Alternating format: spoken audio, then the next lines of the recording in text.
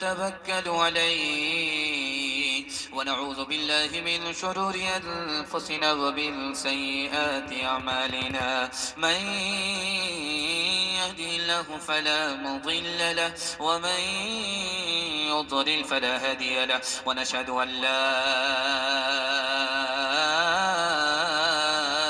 إله إلا الله وحده لا شريك له ونشهد أن سيدنا ونبينا وحبيبنا وشفيعنا وسندنا وإمامنا ومولانا محمدا عبده ورسوله صلى الله عليه وعلى آله وصحبه وبارك وسلم تسليما كثيرا كثيرا. أما بعد فأعوذ بالله من الشيطان الرجيم. بسم الله الرحمن الرحيم. ربنا وابعث فيهم رسولا منهم يتلو عليهم آياتك ويزكيهم ويعلمهم الكتاب والحكمة. صدق الله مولانا العظيم. وقال جس جگہ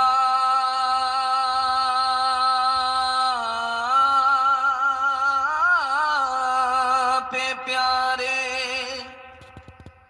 نبی کا کلام ہو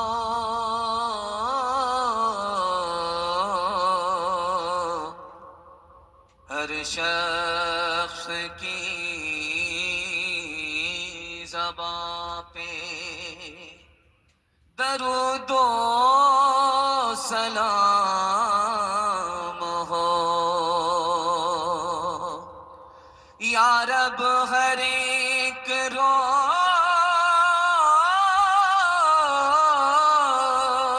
یہی سلسلہ رہے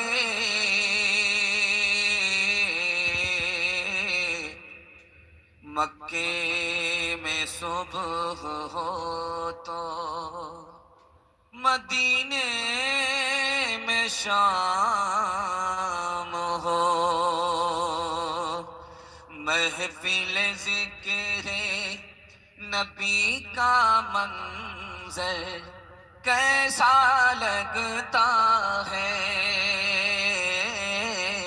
سامنے خود ہو جیسے آقا ایسا لگتا ہے ان کی سخاوت کا کیا کہنا وہ ہے بڑے جواد ان کی سخاوت کا کیا کہنا وہ ہے بڑے جواد ان کی عطا کا ایک قطرہ بھی دریا لگتا ہے سامنے خود ہو جیسے آقا ایسا لگتا ہے چمکتی ہوئی لائٹ خوبصورت مائک خوبصورت چمکتی ہوئی ٹوپی میں سننے والے سامعین میں دل سے دعا کرتا ہوں اللہ ہمارے سنانے کو آپ کے سننے کو بے حد قبول فرمائے یہاں سے لے کر کے وہاں تک سننے کے لیے تیار ہے جوش کے ساتھ ہاتھ اٹھائیے انشاءاللہ نبی سے جوانی میں محبت ہوگی بڑھاپے میں زیارت ہوگی ہاتھ اٹھا دیجئے انشاءاللہ خیر ماشاءاللہ بیدار آپ ہوں گے میں جگہ پکڑانے ہی کے لیے آیا ہوں دو ہی آدمی پر پھول چڑھتا ہے یا تو شاعر کے اوپر یا تو جنازے کے اوپر خیر ماشاءاللہ بہت خوبصورت ماحول دیا ہے قاری صاحب نے میں دل سے دعا کرتا ہوں قاری صاحب کی آواز میں بھی اللہ اور بلندی عطا فرمائے کلام میں بھی اور بلندی عطا فرمائے کلام شروع ہو رہا ہے بہت دھیان سے سنیے گا آپ جلسے میں جتنا سکوت اور جتنا سناٹا لائیں گے جلسہ اتنا کامیاب ہوگا اور مشاعرے میں جتنا شور برپا کریں گے اتنا مشاعرہ کامیاب ہوگا خیر دھیان سے سنیے گا تیزی کے ساتھ نکل جائے مکہ کے فتح ہونے سے پہلے لوگ کم مسلمان ہوئے جب مکہ فتح ہوا تو لوگ زیادہ مسلمان ہوئے اس کی کیا وجہ ہے یہ میرا پہلا سوال ہے مالدار مرد غریب عورت سے نکاح کر لیتا ہے لیکن مالدار عورت غریب مرد سے نکاح نہیں کرتی قربان جائیے حضرت خدیجہ رضی اللہ عنہا پر، غریب نبی سے نکاح کر لیا، اس کی کیا وجہ ہے؟ یہ میرا دوسرا سوال ہے۔ تیسرا اور آخری سوال ہے جو آپ کی خدمت میں رکھنے کے لیے جا رہا ہوں، بہت خوبصورت آپ کی خدمت میں رکھتا ہوں۔ آپ کے گھر میں مکڑی ہے، جالا لگاتی ہے، اور ریشم کا کیڑا ہوتا ہے، لوگ دھاگا تیار کرتے ہیں، دونوں میں افضل کون ہے؟ ریشم کا کیڑا یا مکڑی؟ یہ آخری سوال ہے، سو کر کے سنیں گے، ہاتھ اٹھا دیجئے انشاءاللہ۔ خیر، ماشاءاللہ، آپ کا یہ دوسرا امتحان ہوا ہے۔ 3 سوال ہیں، پیغام شروع ہو رہا ہے۔ میرا پہلا سوال، مکہ فتح ہونے سے پہلے لوگ کم مسلمان ہوئے، مکہ فتح ہونے کے بعد زیادہ مسلمان ہوئے، جانتے ہیں کیوں؟ لوگوں کو شک ہو رہا تھا کہ یہ نبی سچا ہے یا جھوٹا ہے۔ جب مکہ فتح ہو گیا تو لوگوں کو یقین ہو گیا کہ یہ جھوٹا نبی نہیں ہے، مکہ فتح ہو گیا، سچا نبی ہے، اسی لیے فتح ہوا، اس لیے کلمہ پڑھ کر دھڑا دھڑ لوگ مسلمان ہو گئے۔ غریب مرد سے مالدار عورت نے نکاح کیا ہے، جانتے ہیں کیوں؟ حضرت خدیجہ رضی اللہ عنہا کو پتا تھا یہ آخری نبی کا زمانہ ہے، مکے میں کوئی نہ کوئی ایک جوان ہے جو آخری نبی ہوگا۔ اس نے پیشانی کو پڑھ کر کے دیکھا کہ کون جوان ہے جو آخری نبی ہوگا، لاکھوں میں کروڑوں میں محمد نظر آئے، غریب ہونے کے باوجود بھی مالدار عورت نے نکاح کیا کہ آخری نبی یہی ہوگا۔ آخری سوال کہ مکڑی افضل ہے یا ریشم کا کیڑا افضل ہے؟ ریشم کا کیڑا لاکھوں میں بکتا ہے، کروڑوں میں خریدا جاتا ہے، اور مکڑی کی کوئی حیثیت نہیں ہے، اس کے جالے کو اجاڑ پھینکتے ہیں لوگ، پیروں سے مسل دیتے ہیں۔ لیکن تاریخ میں لکھا ہے کہ ریشم کے کیڑے سے بھی افضل مکڑی ہے۔ جب غار ثور میں نبی پہنچے تھے تو نبی کی جان کی حفاظت کے لیے مکڑی نے جالا لگایا تھا۔ ہم اپنے نبی کی حفاظت مکڑی کے اوپر چھوڑ دیں گے، ہاتھ اٹھائیے انشاءاللہ۔ کیا جان کوئی رفعت و عظمت رسول کی، اللہ خود ہی کرتا ہے مدحت رسول کی، اللہ خود ہی کرتا ہے مدحت رسول کی۔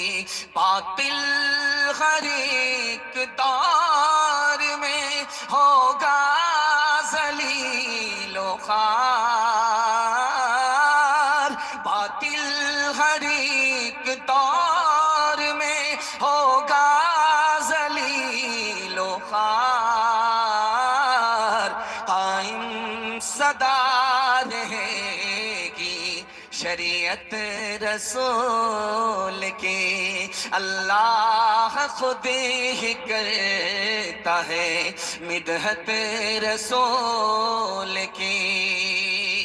خدا کی عظمت اور مہربانی کے حوالے سے 3 منٹ کا پیغام آپ کی خدمت میں رکھنے کے لیے جا رہا ہوں، بہت اچھا سن رہے ہیں بھائی، جو جہاں ہے بیٹھ جائیے نا بھائی، اٹھتے بیٹھتے کیوں ہیں؟ آپ لوگ بیٹھ جائیے، اشارے اشارے میں جس کو بھی ڈائریکشن دینا ہے اشارے اشارے میں ڈائریکشن دیجیے، کیونکہ جو شاعر ہوتے ہیں وہ آنکھ بند کر کے پڑھتے ہیں اور مقرر ہیں وہ آنکھ کھول کر کے بیان سناتے ہیں، اور آپ کی پیشانی کو پڑھتے ہیں کہ آپ کے اندر طلب ہے کہ نہیں۔ جب طلب ہوتی ہے تو آدمی پیغام کو مکمل کرا دیتا ہے۔ دھیان سے سنیے گا، تیزی کے ساتھ نکل جائے گا۔ جب خدا نظر نہیں آتا تو خدا پر ایمان کیوں رکھتے ہو؟ مسلمان سے کہا گیا۔ جب شیطان آگ سے پیدا ہوا تو جب وہ دوزخ میں آگ میں ڈالا جائے گا تو آگ کے اس سے کیا نقصان؟ جب سب کچھ خدا کرتا ہے تو بندے کو گناہ پر سزا کیوں ملتی ہے؟ مسلمان نے 3 سوالوں کا جواب ایک لائن میں دیا، ڈھیلے کو اٹھایا، سر پر مارا، جب اس کو زور کی چوٹ لگی تو اس سے پوچھا گیا کہ چوٹ دکھاؤ، کہا نظر نہیں آ رہا، چوٹ نظر نہیں آ رہی ہے، اس پر ایمان ہے، اثر سے تم نے چوٹ کو محسوس کیا، اور آسمان بغیر ستون کے کھڑا ہے، یہ کس نے کھڑا کیا؟ خدا ہے، اس پر ایمان نہیں۔ تم مٹی سے پیدا ہوئے، مٹی کے ڈھیلے سے تمہیں مارا گیا، چوٹ لگی، ٹھیک اسی طرح شیطان اگر آنکھ سے بنا ہے، جہنم میں جانے کے بعد بھی اس کو تکلیف ہوئی۔ تم نے کہا کہ خدا نظر نہیں آتا، سب کچھ خدا کرتا ہے، پھر بندے کو گناہ کی سزا کیوں ملتی ہے؟ میں نے ڈھیلا مارا خدا کے حکم سے، بتاؤ ہم پر الزام کیوں رکھتے ہو؟ تمہارے 3 سوال تھے، خدا پر ایمان لایا، تینوں کا جواب ایک لائن میں۔ ایک سوال آپ کو پریشان کرے گا بہت زیادہ۔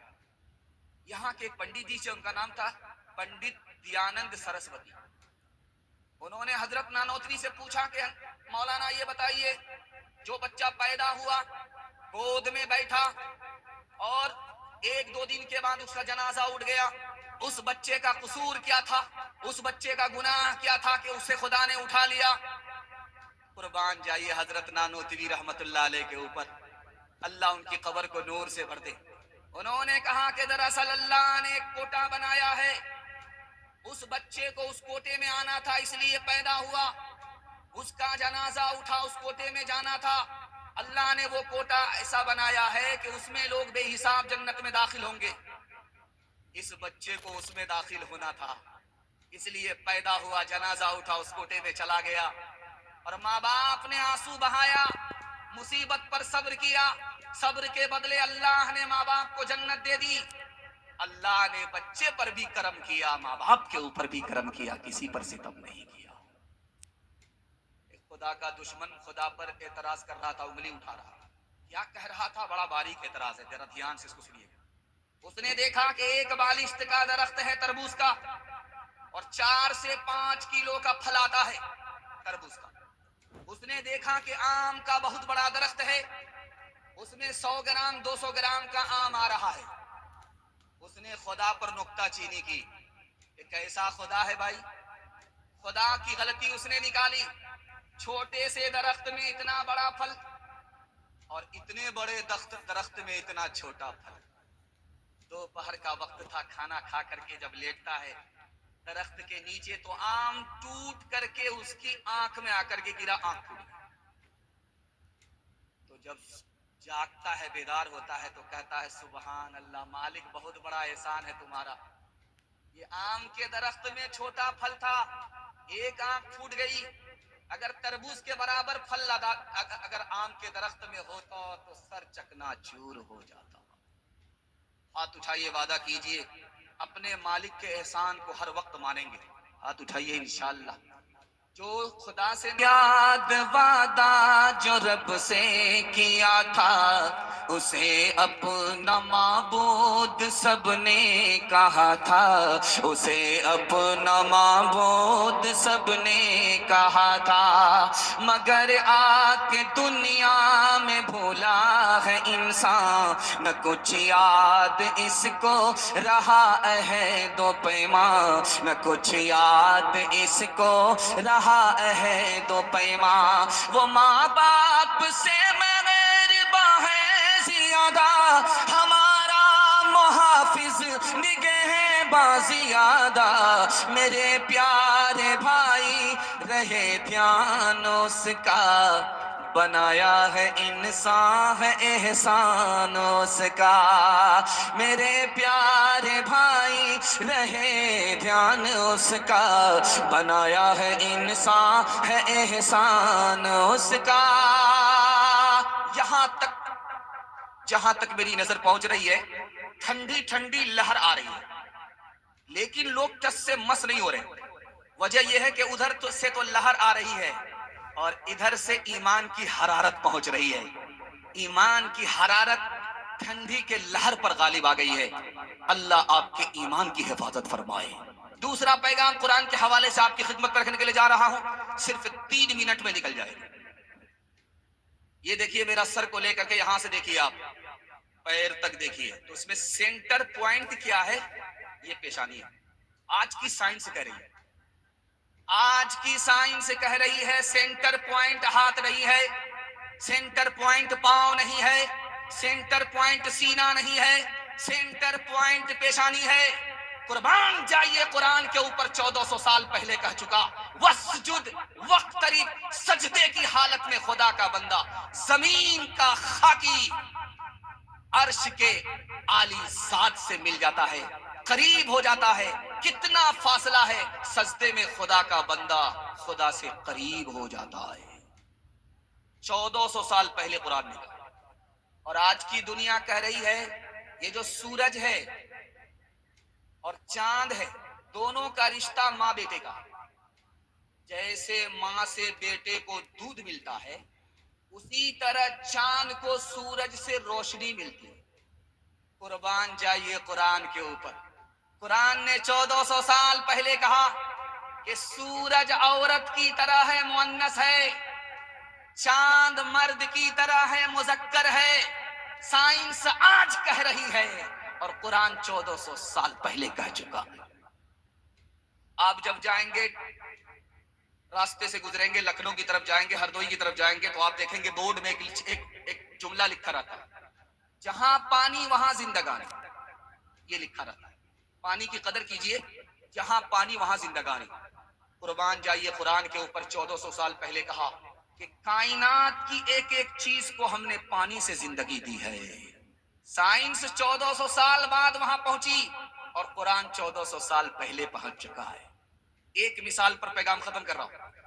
آپ دیکھیں گے کہ جب مدرسے میں لائٹ چلی جاتی ہے تو انوائٹر کی لائٹ ہوتی ہے، پنکھا بند ہوتا ہے، بچے پڑھائی کرتے ہیں، جھوم جھوم کر کے قرآن پڑھتے ہیں، اور جب بچے کو گرمی لگتی ہے، پسینہ چھوٹتا ہے، تو استاذ پنکھا جھیلتے لگتا ہے، ہاتھ کا پنکھا جھیلتا ہے۔ استاذ کو ہاتھ کا پنکھا جھیلنے میں مزہ آتا ہے، بچے کو جھوم جھوم کر کے قرآن پڑھنے میں مزہ آتا ہے۔ کسی نواب نے جب دیکھا کہ قرآن سے ایسا تعلق ہے کہ گرمی کا احساس نہیں اور بچے قرآن جھوم جھوم کر کے پڑھ رہے ہیں، استاذ کو 10,000 سونے کے سکے دے دیے انعام۔ جب 10,000 سونے کے سکے لے کر کے استاذ ہاتھ میں اس کو گننے لگا تو ایک نمبر کا دنیا دار تھا، ہاتھ جوڑ کر کے نواب صاحب سے کہنے لگا، نواب صاحب اتنا پیسہ دینے کی کیا ضرورت تھی، کون سا میرا کارنامہ ہے، اتنا پیسہ دینے کی کیا ضرورت ہے؟ تو نواب صاحب نے کہا میرا پیسہ واپس کرو اور نکل جاؤ، آج ہی مدرسے سے نکل جاؤ۔ کہا ایسی کیا غلطی ہوئی؟ ارے 10,000 روپے دیا ہے، اگر 10 ارب روپیہ بھی قرآن کے مقابلے دے دیتا تو قرآن کے مقابلے دنیا کی کوئی دولت نہیں آ سکتی تھی۔ ہاتھ اٹھائیے، وعدہ کیجئے اپنے بچے کو بعد میں ڈاکٹر بنائیں گے، پہلے قرآن پڑھا کر کے مسلمان بنائیں گے۔ ہاتھ اٹھائیے انشاءاللہ۔ اس صحیفے کی صحیفوں میں نرالی شان ہے، اس کے ہر ہر لفظ میں عرفان ہی عرفان ہے، بجھ نہیں سکتا کسی سے، سن لو قرآن کا چراغ، بجھ نہیں سکتا کسی سے، سن لو قرآن کا چراغ، بجھ نہیں سکتا کسی سے، سن لو قرآن کا چراغ، بجھ نہیں سکتا کسی سے، سن لو قرآن کا چراغ، آندھیوں خود آزما لو، سامنے میدان ہے، آندھیوں خود آزما لو، سامنے میدان ہے۔ قرآن سیدھے رم پر پڑھیں گے، ہاتھ اٹھائیے انشاءاللہ۔ خیر ماشاءاللہ، دوبارہ ہاتھ اٹھاتے تو میں یہاں سے کود جاتا۔ دھیان سے سنیے گا، تیزی کے ساتھ نکل جائے گا۔ تیسرا پیغام آپ کی خدمت پہ آ رہا ہے، بچوں کے حوالے سے آپ کی خدمت پہ رکھنے کے لیے جا رہا ہوں، بہت دھیان سے اس کو سنیے گا، تیزی کے ساتھ نکل جائے گا۔ یوسف علیہ السلام کو اللہ نے 2 چیز عطا کی۔ جب پہلی چیز ملی تو مصیبت ہی مصیبت رہی، اور جب دوسری چیز عطا ہوئی تو مصیبت سے نجات پا گئی۔ جب حسن ملا تو پہلی مصیبت آئی کہ چوری کا الزام لگا، جب حسن ملا تو دوسری مصیبت آئی کہ کنویں میں ڈال دیے گئے، جب حسن ملا تو مصیبت آئی کہ زلیخا نے جیل کے اندر ڈال دیا، اور جب اللہ نے جیل کے اندر علم دیا تو جیل سے باہر آئے، مصیبت سے نجات پائی، اور کرسی پر بیٹھ کر کے مصر کی زمین پر 90 سال تک حکومت کیا۔ اللہ نے سلیمان علیہ السلام سے کہا 3 میں 1 ملے گا، کیا لینا چاہتے ہو لے لو، حکومت لینا چاہتے ہو حکومت دیں گے، دولت لینا چاہتے ہو دولت دیں گے، علم لینا چاہتے ہو علم دیں گے۔ سلیمان علیہ السلام نے اپنا فیصلہ سنایا، مالک مجھ کو علم دے دو۔